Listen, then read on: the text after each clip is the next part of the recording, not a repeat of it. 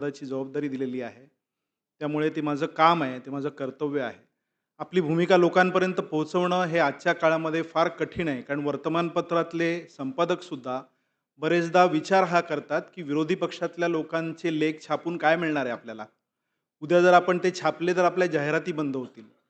पण तरीही माझे जे संपादक म्हणजे लोकसत्ताचे गिरीश कुबेर असोत, नवशक्तीचे प्रकाश सामंत असोत, सुराज्यचे प्रकाश सावंत असोत सॉरी, सुराज्याचे राकेश टोळे असो, मुकेश माचकर तर मार्मिकचे आमचेच आहेत. ह्या सगळ्यांनी स्वतःहून, की नाही तू लिही, तू चांगलं लिहितोयस, अशा पद्धतीने देशातल्या सत्तेच्या, राज्यातल्या सत्तेच्या विरोधात लिहिणारं सुद्धा कोणीतरी असलं पाहिजे. कारण आता सगळ्यांनीच जी आपली तलवार जी आहे ती टाकलेली आहे. कोणीच हिम्मत करत नाही. विरोधी पक्षामध्ये काम करणं हे आव्हानात्मक असतं आणि हे आव्हान पेलण्याचं साहस करणं हे त्यातून मोठं साहस असतं, जे महाराष्ट्राचा सह्याद्री उद्धवसाहेब ठाकरे आज पेलतायत, दाखवून देत आहेत, की विरोधी पक्ष कसा असावा. म्हणजे साहेबांचं कौतुक याच्यासाठी, की जेव्हा सत्ता आली, त्यावेळेला सत्ता आलेली असताना सुद्धा विरोधकांची स्पेस साहेबांनी भरून काढली होती. म्हणजे विरोधी जे मुद्दे होते, सत्तेच्या विरोधात बोलण्याची हिंमत त्यांनी सत्तेत असताना सुद्धा दाखवली होती. आदित्य साहेब सतत विषय मांडत होते. देवेंद्रजी फडणवीस अनेकदा मातोश्रीमध्ये येऊन गेले, तेव्हा पण त्यांनी सांगितलं, की या पद्धतीने गोष्टी झाल्या पाहिजेत, त्या तुम्ही करा. म्हणजे सत्तेत राहून सुद्धा विरोधकांचं काम करणं, सर्वसामान्य माणसांच्या भूमिका मांडणं, हे जे कार्य आहे ते फक्त ठाकरेच करू शकतात. हे इतर राजकारणी आजपर्यंत करू शकलेले नाहीत. तुम्हाला आठवत असेल, जेव्हा जेव्हा सत्ता आली तेव्हा तेव्हा सगळ्यांनी नांगी टाकलेल्या आहेत त्या सत्तेसमोर. सत्तेसमोर शहाणपण चालत नाही असं म्हणतात. परंतु सत्तेला जाब विचारण्याचं धाडस जे आहे, ती परंपरा फक्त ठाकरेंची आहे आणि ती परंपरा आज 4थी-5वी पिढी जपते आहे. याचं विशेष कौतुक आहे. म्हणजे बाळासाहेबांनी तर एवढं कार्य केलं, माणसं घडवली, त्यांना सुद्धा अनेकदा अशाच पद्धतीचे धोके त्यांना दिले गेले.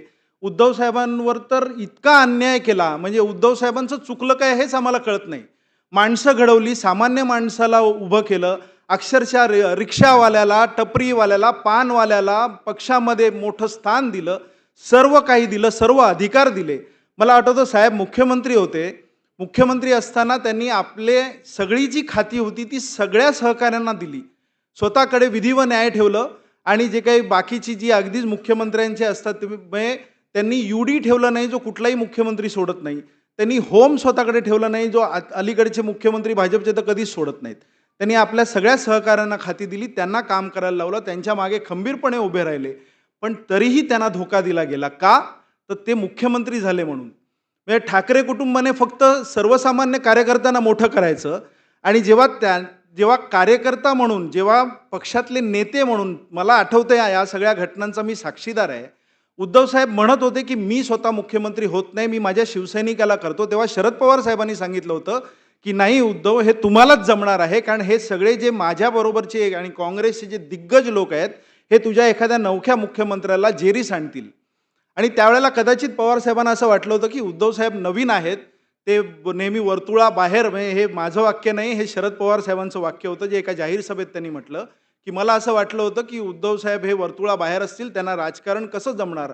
परंतु जेव्हा प्रशासक म्हणून, मुख्यमंत्री म्हणून जेव्हा त्यांनी काम करायला सुरुवात केलं, त्यावेळेला ते सर्वोत्कृष्ट मुख्यमंत्री ठरले आणि पूर्ण त्यांनी ताकद लावून, आपल्या सगळ्या सहकाऱ्यांना ताकद देऊन महाराष्ट्र घडवला. मला आठवतं कोरोनाचं संकट जेव्हा आलं, त्यावेळेला मी तर म्हणेन हा एकमेव माणूस होता ज्याने महाराष्ट्र वाचवला. गंगेमध्ये, उत्तर प्रदेशमध्ये प्रेतं वाहत होती, गुजरातमध्ये रस्त्यावर प्रेतं जाळली जात होती, पण आपला महाराष्ट्र सुरक्षित होता. तो केवळ आणि केवळ या कुटुंब प्रमुखांमुळे.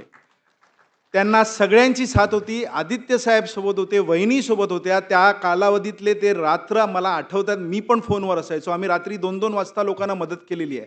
कोणी साधा मेसेज केला तरी आम्ही धावून जायचो. आमचे कार्यकर्ते, शिवसेनेचे, उद्धव साहेबांचे कार्यकर्ते धावून जायचे.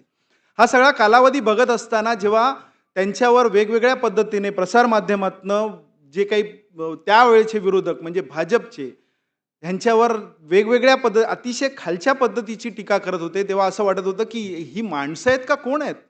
म्हणजे ह्यांना काय हवंय? ज्या बाळासाहेबांमुळे हे महाराष्ट्रात वाढले, ज्या उद्धव साहेबांमुळे ह्यांना महाराष्ट्राची सत्ता मिळाली.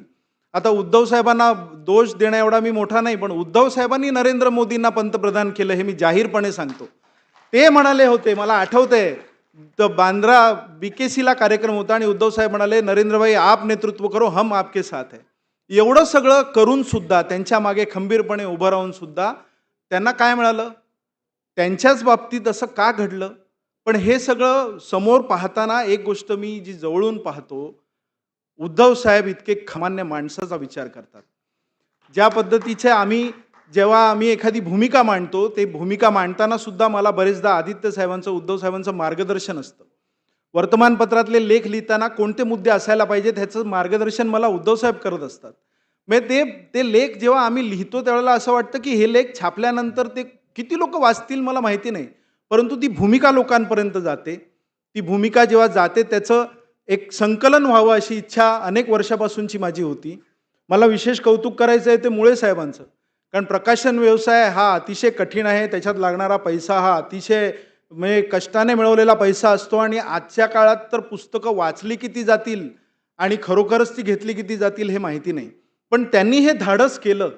1 नाही, 2 नाही, 3 पुस्तकं म्हणजे माझी 2 पुस्तकं. मला कौतुक त्यांचं याच्यासाठी आहे, की 2 पुस्तकं आणि त्यांनी मला सांगितलं, की बाळासाहेबांच्या जन्मशताब्दी निमित्त तुम्ही पुस्तक लिहा आणि तुम्ही तो आढावा घ्या. मी प्रबोधनकारांचे त्याच्यामधले विचार, बाळासाहेबांचे विचार मी त्याच्यात म्हटलेलं आहे, की ठाकरे कुटुंबाचा विचारांचा वारसा आम्ही चालवण्याचा एक छोटेखानी प्रयत्न करतो. आम्ही त्या विचारांची भोई म्हटलं तरी चालेल.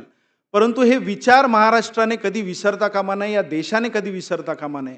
ठाकरेंनी या देशाला जे दिलं ते सामान्य माणसाला ताकद कशी द्यावी, त्याला नेतृत्व कसं द्यावं, हे शिकवण ठाकरे कुटुंबाने या देशाला, या राज्याला दिलेली आहे. आपण सगळे या प्रकाशनाच्या निमित्ताने आलात त्याबद्दल मी तुमचे खूप आभार मानतो. उद्धव साहेबांचे, वहिनी साहेबांचे, आदित्यजींचे